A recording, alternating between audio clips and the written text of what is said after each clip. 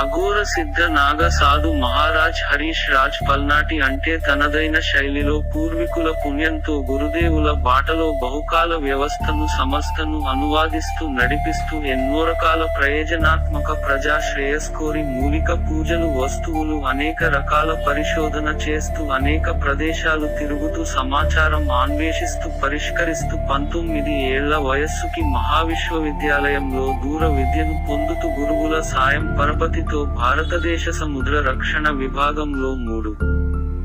ఏళ్లు విధులు నిర్వర్తించి రక్షణే కాదు సామర్థ్య శిక్షణ ధర్మ రక్షణ సామర్థ్యాన్ని తనలో శక్తిని పూర్విక దైవాన్ని గురుదేవులని నమ్మి విశ్వాన్ని విశ్వాసాలని ఛేదిస్తూ అణువులను శక్తులను పరీక్షిస్తూ పదుగురికి అర్థమయ్యేలా చెప్పి చేసే విధానాలతో శివోహంను స్థాపించి తద్వారా అనేక రకాముల వృత్తులు స్వయం ఉపాధులు వ్యాపారాలు వస్తువులతో నేర్పుతో నేరుగా నేర్పిస్తూ తన దేశ ప్రజాక్షేమం రక్షణకై అహర్నిశలు పాటుపడుతూ చిత్రసీమలో అగ్ర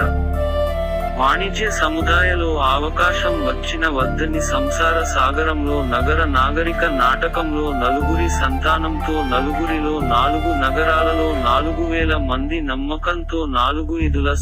రాల స్థిరసాధనతో తన ప్రజలకు ఉన్న సమస్యలు నరక యాతనలను నరులు పెట్టే నానా రకాల నాశిరకపు నసలతో నాలుకపై నానా దుష్టశక్తి శక్తులతో తంత్ర తాంత్రిక ప్రయోగాలను నమ్మి నశించిన వారిని నాశనం కాకుండా కాపాడే రక్షకుడు త్రిశూలధారి శివోహం అధినేత.